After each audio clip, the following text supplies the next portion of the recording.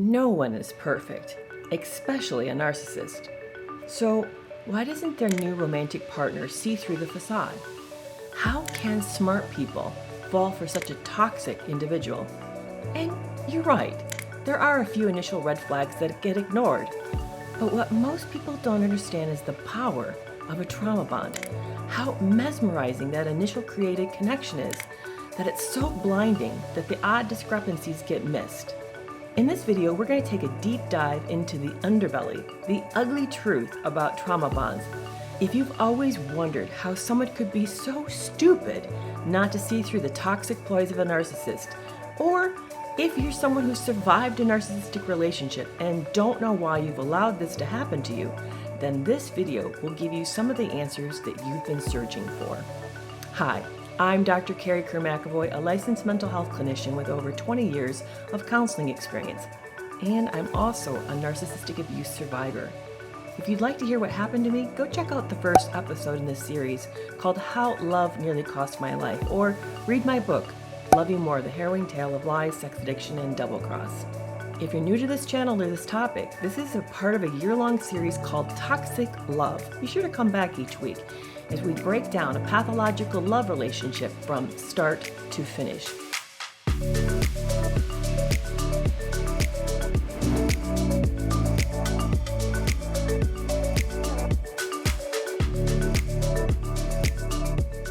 Be sure to stick around to the end of the video because I'm going to share the most insanely intoxicating things narcissists do that really sets the hook in establishing a trauma bond.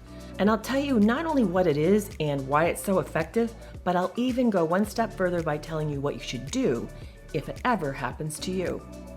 Have you liked this video or hit the subscribe button? You're going to want to do that now so that you don't miss any episodes in this series or my lives when I take questions. And be sure to turn on notifications so that you're the first to know when the new video drops.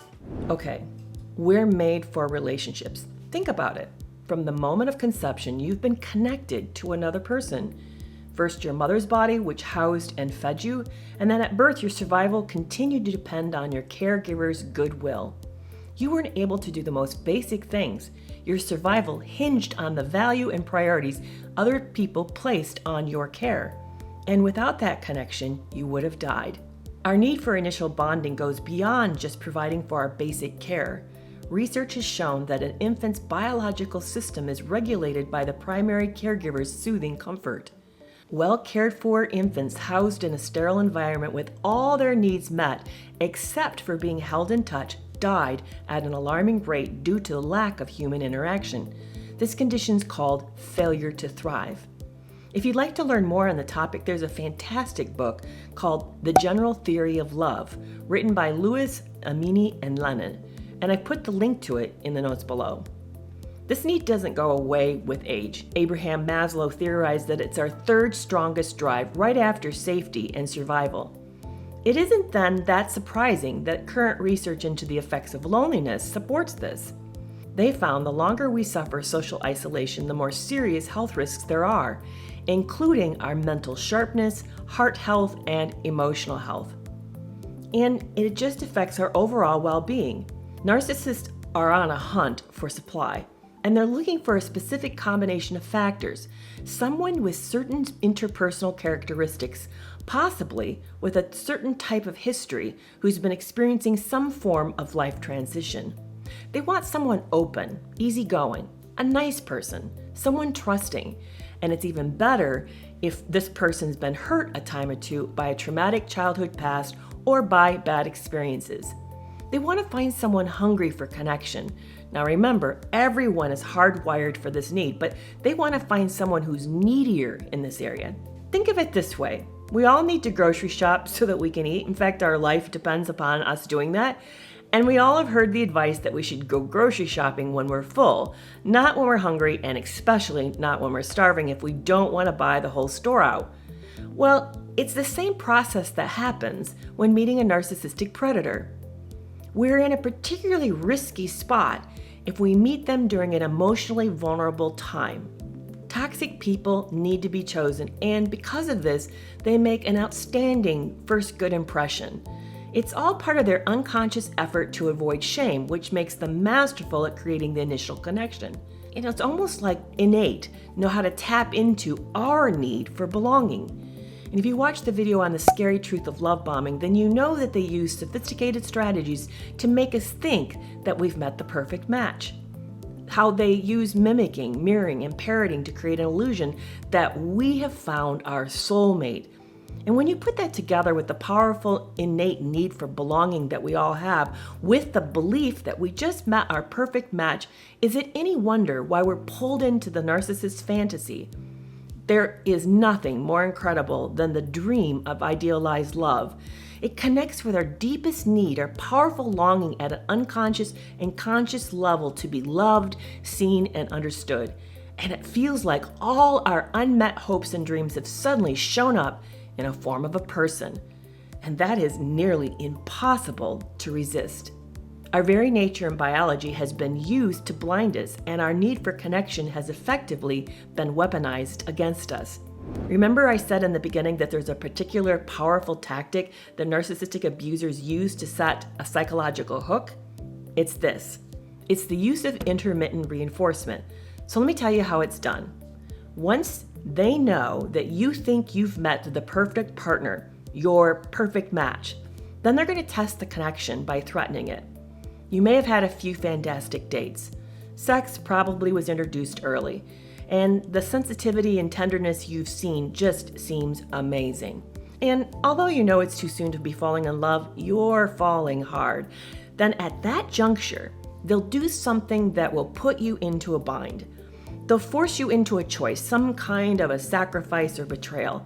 Maybe it's your self-respect or an invasion of your privacy, or maybe you're asked to relinquish one of your comforts. It's going to be something big and important. But if you don't do this thing, then they'll tell you that they're going to call the whole relationship off. And instinctively, you know this isn't an idle threat. You know that they mean it. And at that moment, you don't realize the person you've met isn't real, that this is just a persona or a facade.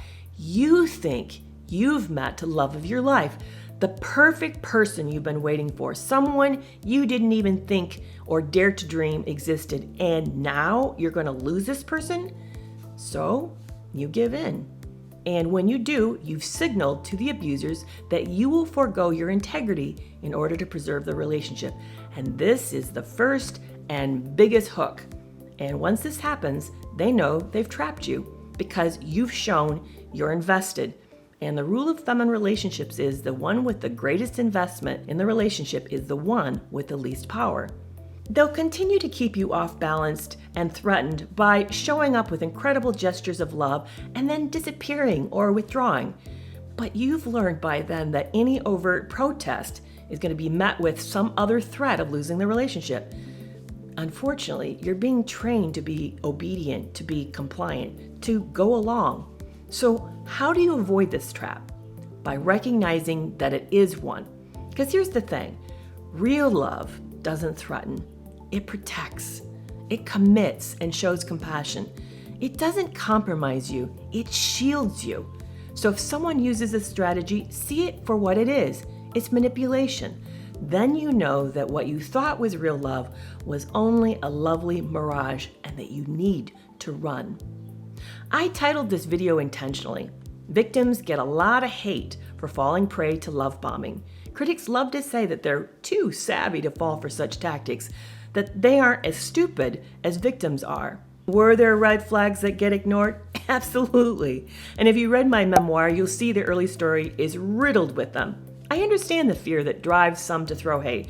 No one likes to be duped or see other people get taken advantage of, and any kind of vulnerability is often seen as a weakness in our society and culture. But when we judge victims for having their innate need for connectedness used against them, then we've condemned ourselves. All it takes is meeting the wrong person at the wrong moment in your life for any of us to be equally at risk. Have you been a critic of those who fall for toxic partners? Maybe you still think victims are stupid after listening to this explanation. Drop me a comment and let me know why you think that. Or maybe you're like me and you've fallen for someone who was hurtful like this. Has this explanation helped to make sense of what you're experiencing? I'd love to hear about that as well. Have you liked this video and subscribed to this channel? Be sure to do that now and turn on your notifications. And if you like the psychological aspect of this video, then be sure to check out the one called Watch Out for the Femme Fatale and learn the critical differences between male and female narcissists. You might even have met a female narcissist and not even known about it. And come back next week when we tackle how and why narcissists build the mask of the good guy or the wonderful woman.